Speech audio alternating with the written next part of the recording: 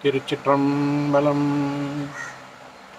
அன்பர்களே, இன்று கோழி முதலா முட்டை முதலா என்ற தலைப்பை பற்றி பேச இருக்கின்றேன். இதிலே திருவள்ளுவருடைய கருத்து என்ன என்பதையும் பார்ப்போம். முதலாவதாக, விஞ்ஞானம் சொல்கிறது முட்டைதான் முதலில் வந்ததே என்று.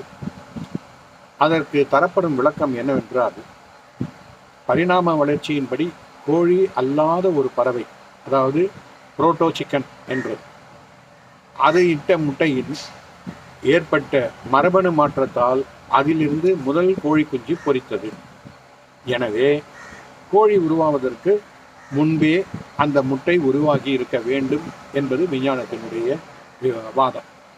வாதமற்ற அவர்களுடைய தீர்மானம்.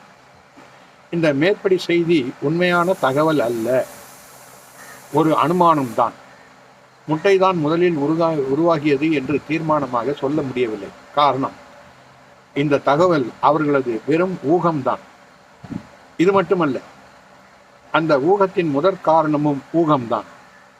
அதாவது, கோழி அல்லாத ஒரு பறவை, அதற்கு புரோட்டோ சிக்கன் என்று ஒரு காரண பெயரும் இட்டு, அந்த பறவையிட்ட முட்டையில் ஏற்பட்ட மரபணு மாற்றத்தால் அதிலிருந்து முதல் கோழி குஞ்சு பொரித்தது என்று தன் ஊகத்தை மக்களிடம் பரப்புகிறது.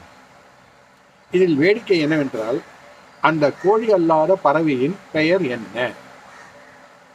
புரோட்டோ சிக்கன் என்பது நீங்கள், அதாவது விஞ்ஞானிகள் தந்த காரண பெயர். இவர்கள் சொல்வது உண்மை என்றால், அந்த முட்டையிலிருந்து வந்த கோழியின் மரபணுவை சோதித்து அது எந்த பறவையின் மரபணுவை ஒத்திருக்கிறது, குறைந்தபட்சம் ஓரளவாவது ஒத்து வருகிறது என்று பார்த்து அதிலிருந்து உண்மையை கண்டறிந்திருக்கலாமே. அதை ஏன் செய்ய முடியவில்லை?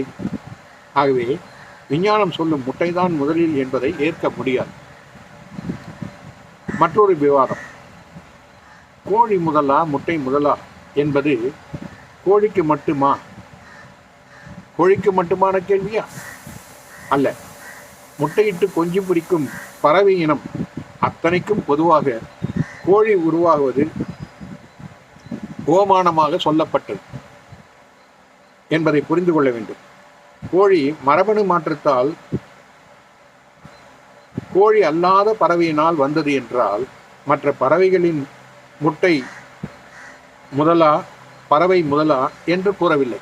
மற்ற பறவைகளினுடைய முட்டை முதலா இல்லை பறவை முதலான்னு ஏன் சொல்லலை? அதுங்களும் மரபணு இல்லாத ஒரு மரபணு மாற்றத்தால் ஏற்பட்டதா இல்லையா?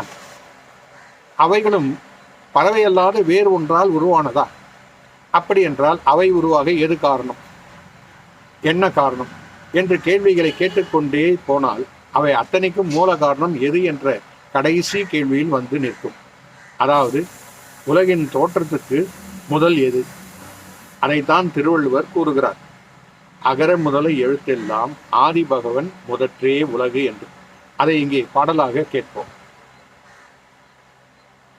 அகர முதல எழுத்தெல்லாம் ஆதி பகவன் முதற்றே உலகு.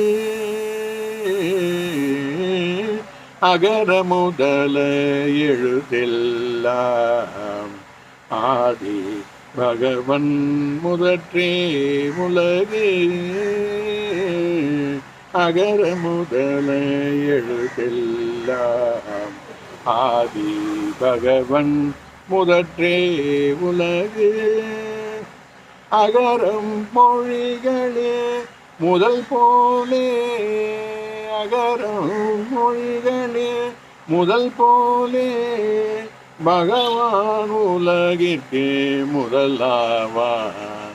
அகரம் மொழிகளே முதல் போலே, பகவான் உலகிற்கு முதலாவார்.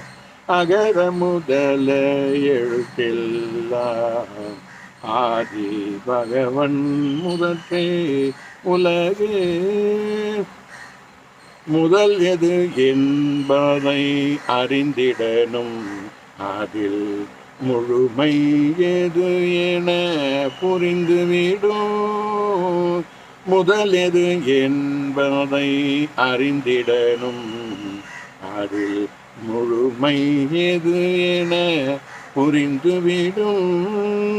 முதலறியும் குணமே தெய்வீகம், முதலறியும் குணமே தெய்வீகம், வள்ளுவன் கண்ட ஆன்மீகம், வள்ளுவன் கண்ட ஆன்மீகம்.